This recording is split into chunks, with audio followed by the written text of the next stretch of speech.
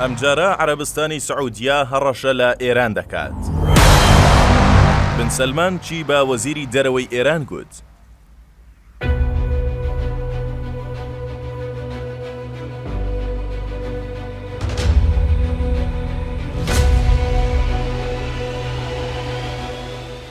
هێرشی دووەمی موشەکی ئێران بۆ سەرخاکی ئیسرائیل لە ژێر ناونیشانی پەیمانی ڕاستەقینەی دوو تەنیا سوودی ئەوە بوو کە تونداژۆکانی نێوخۆی ئێرانی ڕازی کرد و هاوکات میحوەری مقاومە و بە تایبەت حیزبوڵڵای لوبنانیش دڵخۆش بوو بە پشتیوانی بەردەوامی تاران. ئەمە تاکە سوودی ئەو کایە سامنا کومەترسیدارەی مەلاکان و سەرکردە سەربازیەکانی ئەم وڵاتە بوو. پاش هێرشەکە هەر زوو تەلەبیب هاتە دەنگ و هەڕەشەی توندی ئاراستەی تاران و دەسەڵاتدارانی تاران کرد. هاوکات سەرۆکوەزیرانی وڵاتە ڕاگەیاند لە کات و دەرفەتی گونجاودا تۆڵەی خورس لە تاران دەکەینەوە و بۆ مەبەستەش سەرەتا بژاردەی لێدانی وێستگەکانی وزە و نەوت دەستنیشان کرا. بەڵام دواتر بەهۆی گوشاری ئەمریکاوە بژاردەی لێدانی ناوەندە سەربازیەکانی وەک بژاردەی سەرەکی لەلایەن ئیسرائیلەوە لە بری وێستگەکانی وزە و پاڵە و گەنەوتیەکان پەسەند کرا. تاران و دەسەڵاتدارانی تاران لە ئەنجامە مەترسیدارەکانی ئەم هێرشە بە ئاگا بوون. هەربۆیە پاش لێدانی ئیسماعیل هەنیا سەرۆکی حەماس و تەنانەت فەرماندە سەربازیەکانی حیزبوڵڵا سەرەڕای هەندێک هەڕەشە و گوڕەشە هەر بێدەنگیان هەڵبژارد. بەڵام کوژرانی سەرۆکی حیزبوڵڵا و گوشاری نێوخۆی وڵات و چاوەڕوانی هێزەکانی بەرەی مقاومە تارانی ناچار بەم قومارە مەترسیدارە کرد و لە ئێستادا ئیتر چاوەڕێی هێرشی ئیسرائیلە.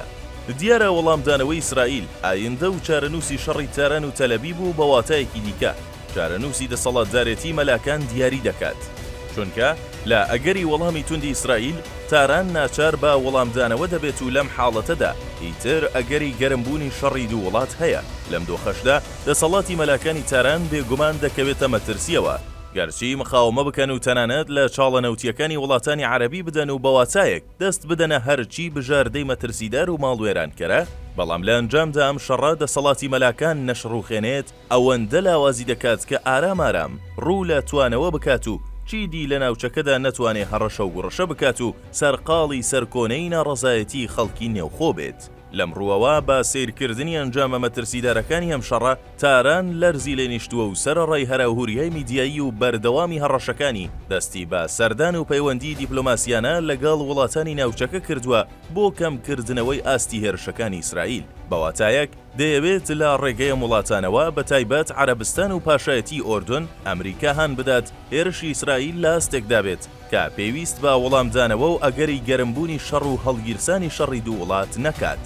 هەربۆیە لەم ڕۆژانەدا وەزیری دەرەوەی ئێران بە پەلا سەردانی چەندین وڵاتی عەرەبی کرد و تەنانەت لە مەسقەتی پایتەختی عەمان ڕایگەیاند ئێران ئەگەرچی بۆ بەرگری لە خاکەکەی لە بەرامبەر ئیسرائیلدا ئامادەیە بەڵام پێشوازی لە ئاگربەست و کۆتایی شەڕی حەماس و ئیسرائیل دەکات و ئەولەویەتی تاران ئاشتی و ئاگربەستە نەک شەڕ و پێکدادان.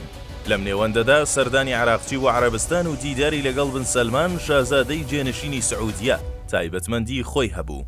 دەمێکە پەیوەندی تاران و ڕیاز لە خراپترین ئاستایە. پاش هێرشی موشەکی تاران بۆ سەر ژێرخانە نەوتیەکانی ئارامکۆی سعودیا لە 14 ئەیلولی ساڵی 2019 هاندانی حوسیەکان بۆ هێرشکردنە سەر سعودیا هەروەها هێرشی تونتڕەوەکان بۆ سەر باڵیۆزخانەی ئەم وڵاتە لە تاران ئیتر پەیوەندی ئەم دوو وڵاتە پشڕا و سەرەڕای هەوڵی حکوومەتی ڕئیسی و حکوومەتی پزیشکیان بۆ چاککردنەوە و ئاساییکردنەوەی پەیوەندی ئەم دوو وڵاتە. بەڵام وا دیارە بن سەلمان بڕیاری داوە کەمتر توخنی مەلاکانی تاران بکەوێتەوە.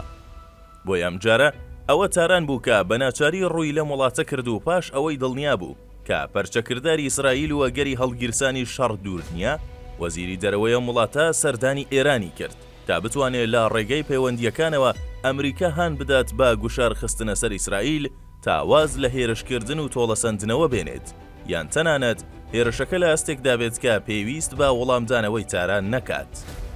لە سەردانی عراقچیدا بۆ ڕیاز جیا لەم داواکاریە ڕاشکاوانە چەندین داوای دیکەی لە ڕیاز کردووە. داوای کرد لە ئەگەری هێرشی ئیسرائیل بۆ سەر ئێران ئاسمانی وڵاتەکەی نەخاتە خزمەت ئەو وڵاتە و باشترە بن سەلمان هەوڵ بدات بەرەیەکی ئیسلامی دژە ئیسرائیل پێک بێنێت بۆ ئەم کارە شان بەشانی تاران بکەوێتە جوڵەی سیاسی. وەڵامەکەی بن سەلمان زۆر ڕاشکاوانە و چاوەڕوانکراو بوو بۆ تاران. سەرەتا بن سەلمان ئەوەی ڕەت کردوتەوە کە بیر لە پێکێنانی بەرەیەک بکاتەوە.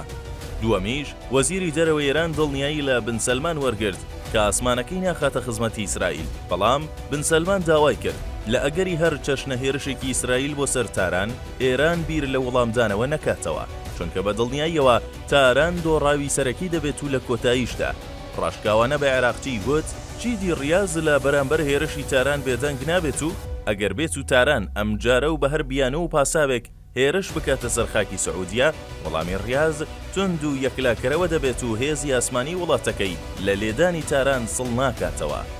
بەم جۆرە سعودیە نەک تەنیا تۆڵەی هاندانی حوسیەکان و ئارامکۆ و هێرشی سەر باڵیۆزخانەکەی کردووە، تارانیشی ئاگادار کردەوە کە دۆخەکە گۆڕاوە، بۆیە نەک تەنیا بە تەمای یارمەتی ڕیاز نەبێت، بەڵکو چیدی ڕیازیش هەڕەشە و گوڕەشەی تاران قبول ناکات و وەڵامی توندی دەبێت.